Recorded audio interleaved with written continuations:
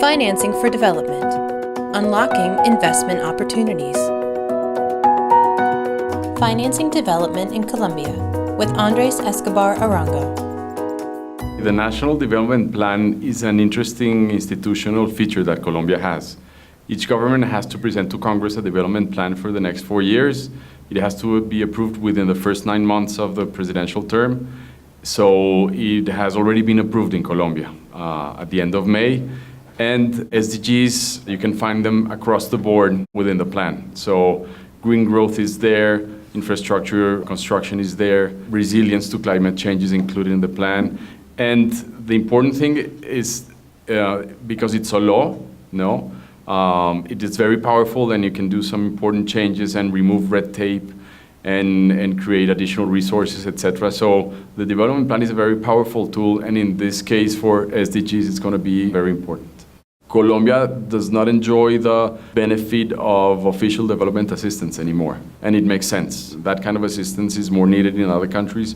So we are left on our own to finance our own development. So we have to come up with new strategies that pull together resources from domestic, private sector, from the international capital market, from multilateral loans, etc. But we can get financing from a lot of sources, but at the end, it's our own resources which will pay for the strategy. So we have to be very aware of our limitations. We are on our own, so every dollar or every peso counts. One important aspect we've been working very hard on is the construction of infrastructure. Infrastructure is very important for Colombia because we are very much lagging behind in terms of the quality of our infrastructure and the capacity of infrastructure to link faraway producers in the agricultural sector to the mainstream country and to export markets. So that's one very important financing need that we have. And also the eradication of poverty and universalization of education coverage. We've also identified important resources that have to be put in there because kids go in different shifts to school in Colombia in a large number of parts in the country, and we want kids to go only in one single shift to school, which improves quality substantially. And at the current rate at which we are building new schools in order to create the single shift, it would take Colombia 60 years to put all the kids into the single shift. With the investments we're going to make based on the development plan, we're going to do the investments in 5 years. We're starting to shift the allocation of resources for spending within the public budget based on performance of each sector. Of course, each sector of the budget has to receive some allocation, but the ones that perform the better might get some additional rewards. We are working a lot on evaluating programs and making assessments of whether the programs are having the desired impacts. So the kinds of limitations that our new situation creates is forcing us to behave in a much more responsible way, which should be the case for everyone. For that, of course, we need, for the construction of infrastructure, we need private participation. There's no way the Colombian budget will be able to finance the most ambitious, historically speaking, infrastructure building program that we have had ever in Colombia. So we have to make sure that a domestic financial system comes in, external financing comes in, and of course the budget will put a lot of money into it too, but for a lot of programs we will need to mobilize serious resources from a number of sources. The infrastructure story is very ambitious, and we've created a series of vehicles actually to be able to put together public and private money that will go into the financing of these projects. First of all, we approved in Congress a new PPP law that makes it easier for the private sector to come in. We allowed banks to leverage out more every dollar that they put into credits going to infrastructure. We created a new development bank. It's called Financiera de Desarrollo Nacional. We decided to bring in good partners to put equity into the bank. So we have the IFC as a partner. We also have CAF, which is a regional development bank in South America. And we also brought the Sumitomo Mitsui Bank of Japan as a partner. So all the investment decisions and the lending decisions that this bank is going to make are going to be using the most strict corporate governance criteria out there, which we think is very important. We also changed legislation to allow private pension funds to invest in infrastructure, which is very important. We lowered withholding taxes for external credits coming to finance these projects, so we reduced it enough so that foreign banks are interested in making part of this enterprise. And finally, we created a fund called FONDES, el Fondo de Desarrollo Nacional. Proceeds from privatizations will be put by the government into this fund. This fund will complement all the financing strategy, providing guarantees, credit enhancements, subordinated loans. And in that way, we're going to bring together all the pieces of the puzzle. The first projects of the infrastructure 4G program, we call it 4G, have already been awarded, and the financial closing of the first projects will have to be submitted to the government in a couple of months. So we should start seeing the initial building of this new infrastructure program before the end of this year. And during the next 4 or 5 years, it will be very important in terms of GDP. It will help, of course, Colombia to manage this drop in oil prices, and will give a counter-cyclical component to the construction sector, which is going to be very important. All of this had to take place in a very orderly manner, and multilateral institutions have helped us a lot in bringing all these pieces of the puzzle together, and we think they're now in place, and we're just waiting for the building to start, and we should have a completely new infrastructure in a couple of years. In terms of mobilizing domestic resources for infrastructure building, for example, I already mentioned that banks will be able to leverage out more of their equity if the credits go into the infrastructure sector. We're working very closely with the financial sector in order to make them more aware of the importance of lending to sustainable projects.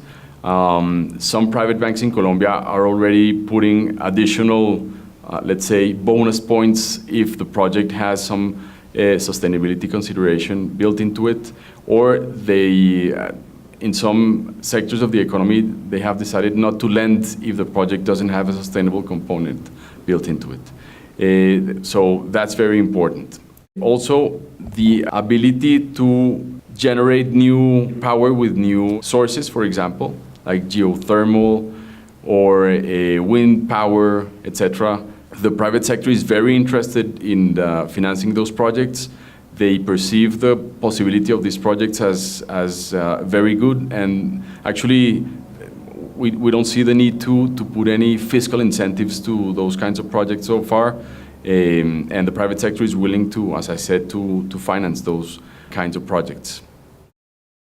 Colombia has a dual pension system. We have a pay-as-you-go system run by the state, but we also have private pension funds that already have close to 20% of GDP of assets under management. So they have a substantial portion of the country's savings. And when you think about the kinds of investments that would be attractive to the people that are contributing to these pension funds, it turns out that infrastructure is one of them.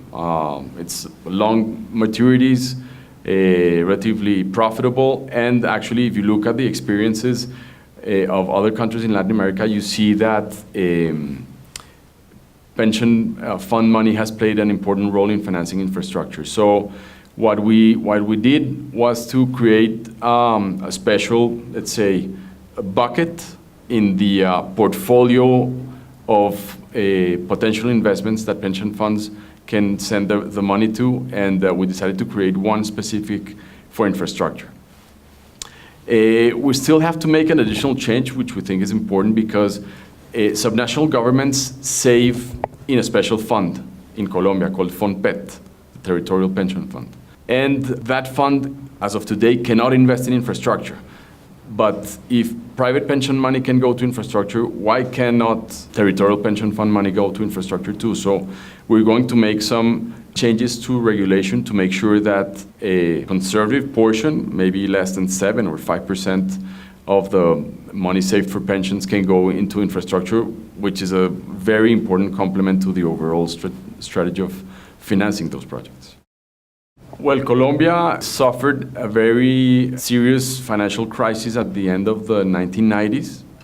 As a result of that crisis, Colombia completely changed the financial system regulation, very successfully so. To give you an example, when the international financial crisis kicked in 2008 and 2009, the Colombian financial sector withstood the shock very well. We have a very strong banking system. The rest of the capital markets are starting to grow, but in Colombia they're relatively small compared with the banking sector. So one thing that we are working on, which we think is going to be very important in terms of expanding the capacity of the rest of the capital market to mobilize resources, is that we're making an alliance with Mexico, Chile, and Peru, and the 4 countries have gone into what we call the Pacific Alliance. And we're working hard on integrating the capital markets of the 4 countries and allow, for example, pension funds to be able to invest in securities issued by the other countries. We're working on pulling together money for an infrastructure fund. We are allowing people that issue stock in Colombia, for example, that it can be purchased by investors in other countries. So critical mass is very important. And you have in Latin America, Brazil, which is a very huge capital market. And bringing together these 4 capital markets in these 4 countries is going to become a second very important player, which will be able to mobilize resources for each of the 4 countries. And we think that for Colombia, this is the way to go, because size has its limits, and if we pull together other efforts, we can build a much bigger one. Foreign investors are wondering whether we're going to come through in terms of fiscal responsibility. And we have a fiscal rule which gives us some room to accommodate to this new oil scenario. But it's also very demanding in terms of cutting down its spending and eventually creating additional taxes to compensate for the oil revenues that used to accrue to the government. So the business community is expecting whether fiscal discipline will remain in place and what types of taxes will be levied in the future, which of course both considerations are crucial in terms of business confidence. And the policy decisions we've made so far are that we're going to fully commit to complying with the fiscal rule. This is very important in order to maintain the financing flows coming from abroad to the government. Whatever changes we make to the tax code will not increase the burden on corporate taxes, because we're very mindful of the importance of business confidence being there. And we're starting to work with the oil and mining sector, which has been very hard hit by this downturn in prices, to see what we can do on the part of the government to keep the interest of these companies to continue investing in Colombia. All this is very important because Colombia's good times happen when 2 things happen. When terms of trade are good, means when the exchange rate is depreciated and the price of our exports is good relative to the price of our imports, and when we get capital inflows. Bad times happen when the opposite happens. So it's very important to keep fiscal discipline in place in order to build on the business climate and making sure that investors are willing to continue coming to Colombia to finance our development agenda.